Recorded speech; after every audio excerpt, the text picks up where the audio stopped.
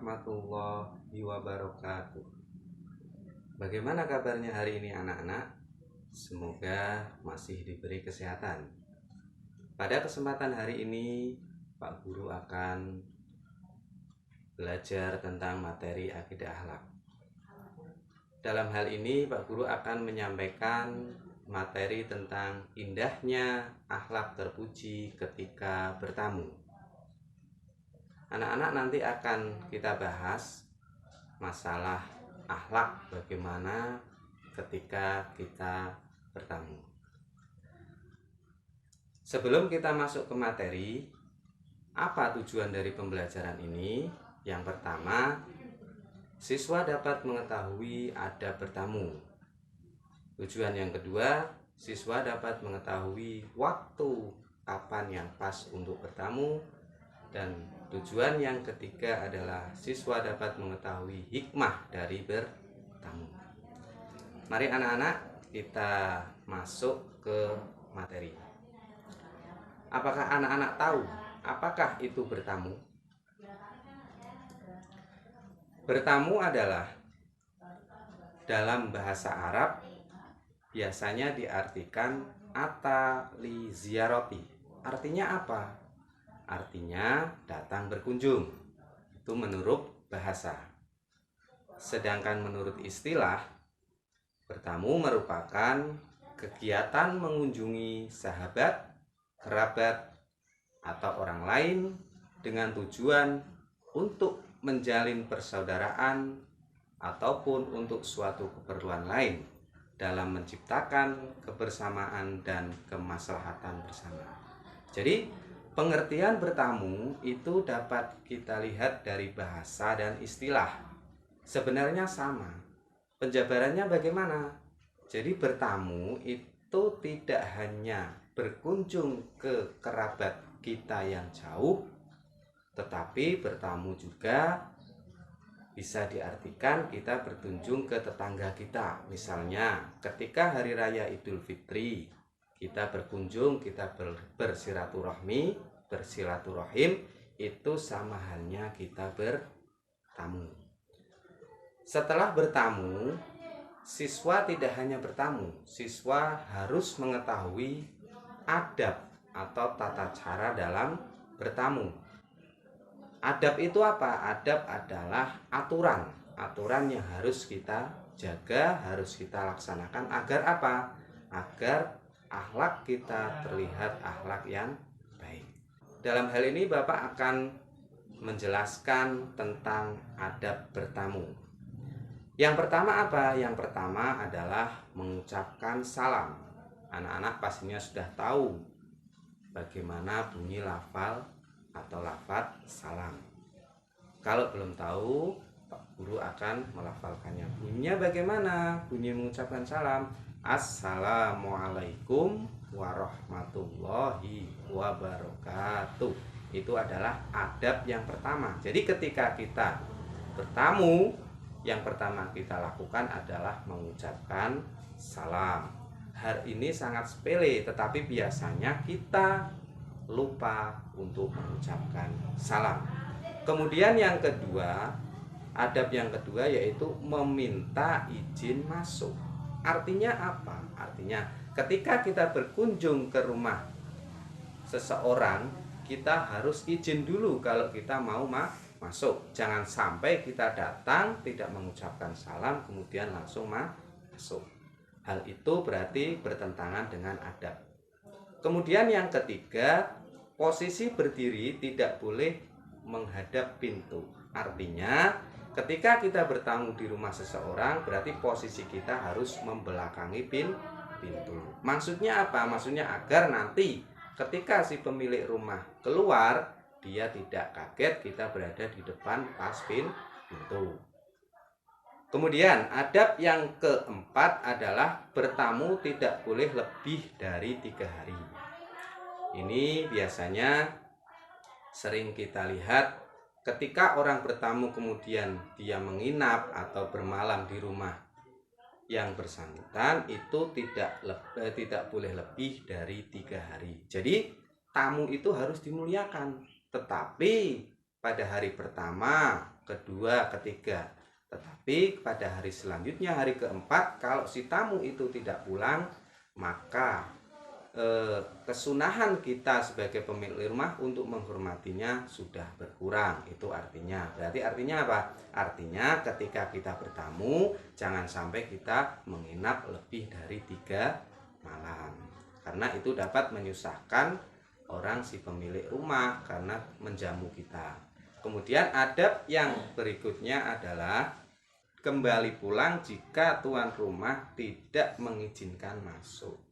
Tadi berhubungan dengan yang pertama, menerima izin masuk. Jadi ketika tuan rumah tidak mengizinkan masuk, maka kita harus pulang. Jangan sampai kita memaksa ingin masuk. Karena apa? Karena mungkin kita tidak diizinkan masuk, mungkin si tuan rumah masih ada beberapa hal yang harus dikerjakan atau masih butuh istirahat. Jadi adab-adab bertamu ini anak-anak harus tahu, harus diterapkan. Kelihatannya sepele, tetapi ketika kita melaksanakan adab tersebut, maka kita akan terlihat lebih baik oleh orang lain. Kemudian selain adab, ada juga adab penerima tamu. Kalau tadi adab orang yang bertamu, sekarang adab si penerima tamu yang pertama adalah memuliakan tamunya. Artinya apa? Artinya tamu yang datang ke rumah kita harus muliakan, dijamu, dikasih tempat yang nyaman. Jangan sampai tamu ketika bermalam dikasih tempat atau tidur yang tidak nyaman. Hal ini dapat mengecewakan si tamu. Kemudian adab penerima tamu yang kedua adalah apa? Menjamu tamu. Kalau tadi memuliakan, kemudian yang kedua menjamu. Menjamu artinya apa? Kita beri makanan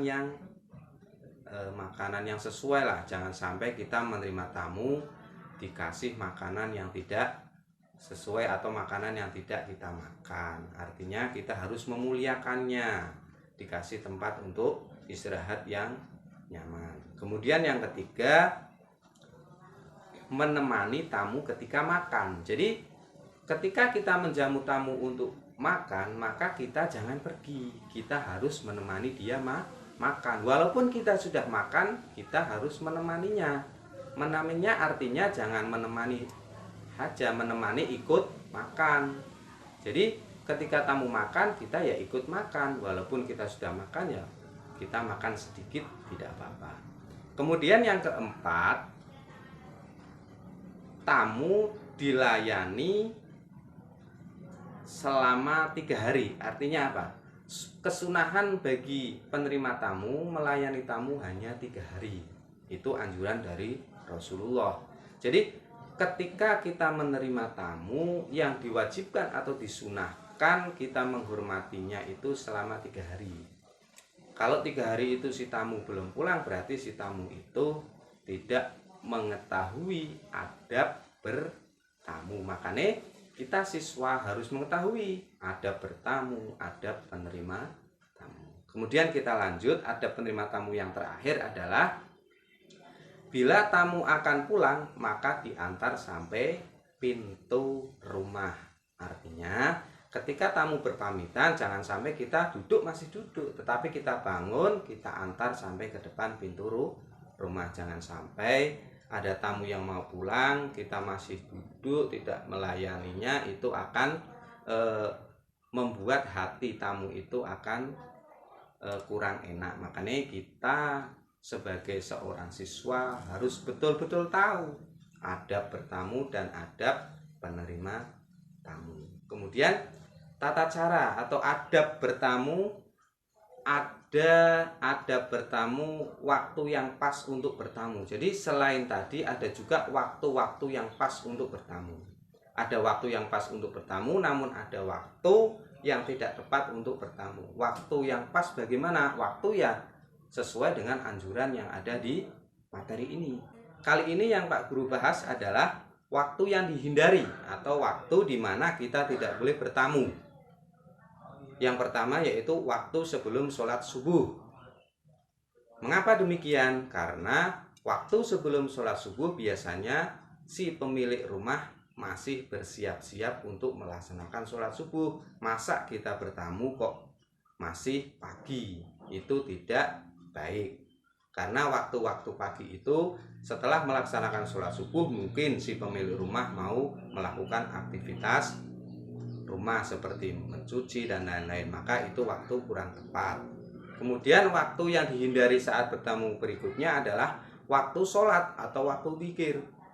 Biasanya waktu ini adalah ketika habis maghrib, karena habis maghrib itu waktunya orang-orang berzikir, kemudian membaca Al-Quran, itu waktunya habis maghrib. Jadi ketika mau bertamu, jangan kita bertamu ketika waktu habis maghrib. Yang ketiga apa? Yang ketiga waktu istirahat atau tidur siang setelah sholat zuhur. Jadi ketika habis sholat zuhur sekitar jam 2 itu kan waktunya istirahat. Jadi kita jangan datang ke rumah seseorang. Mungkin orang tersebut akan istirahat tidur siang. Kemudian berikutnya setelah sholat isya. Maksudnya apa? Maksudnya di sini yaitu setelah pas sholat isya.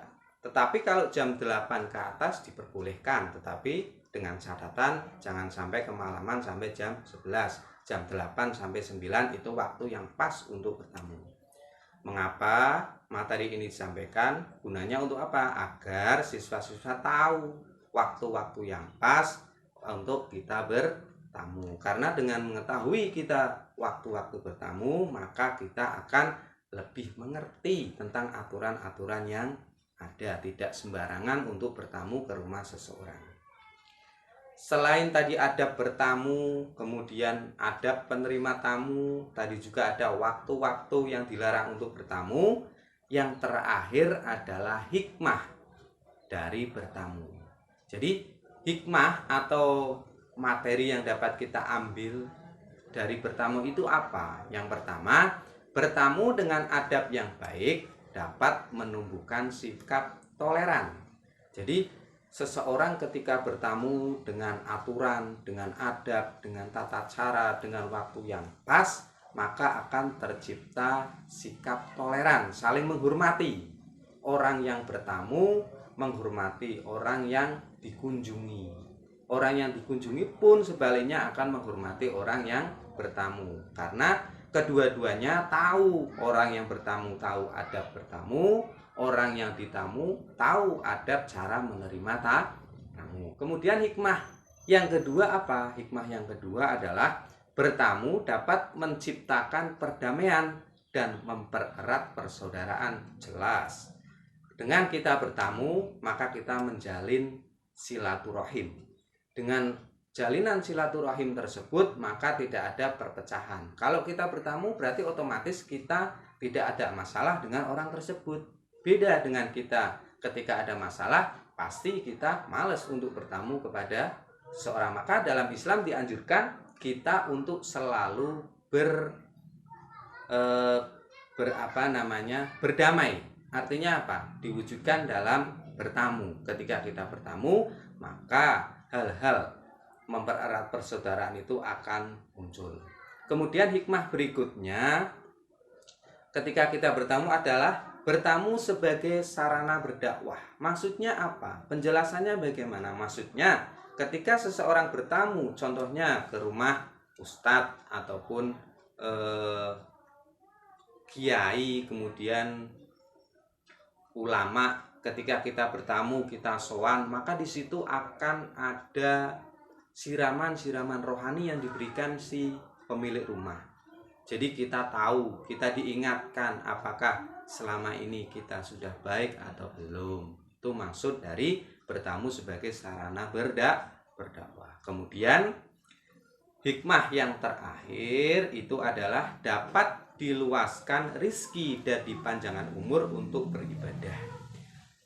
Mengapa demikian? Karena orang yang suka bertamu atau bisa saya katakan menjaga tali silaturahim itu insya Allah Tuhan akan meluaskan rizki dan mempanjangkan umurnya. Jadi orang itu jangan hanya di rumah, tetapi harus silaturahim kepada sahabat, kerabat. Dengan tujuan apa? Agar rezeki kita menjadi luas, menjadi banyak, menjadi mudah untuk mencari rezeki, dan yang paling penting adalah dipanjangkan umur kita. Dipanjangkan umur kita tidak untuk melakukan hal-hal yang maksiat, tetapi umur yang kita dipanjangkan oleh Allah semoga dapat digunakan untuk beribadah kepada Allah Subhanahu wa Ta'ala. Jadi materi tadi tentang adab bertamu, kemudian adab penerima tamu, kemudian hikmah, kemudian waktu, itu adalah hal-hal yang harus anak-anak pahami dan harus anak-anak jalankan dan amalkan dalam kehidupan sehari-hari. Mungkin itu dulu dari Pak Guru, lain waktu kita sambung lagi. Semoga materi yang disampaikan Pak Guru bermanfaat, dapat diamalkan, dapat dicermati. Ketika nanti kita bertamu sudah berubah, tidak seperti yang dulu. Cukup sekian. Wallahu ila aqwamit thoriq. Wassalamualaikum warahmatullahi wabarakatuh.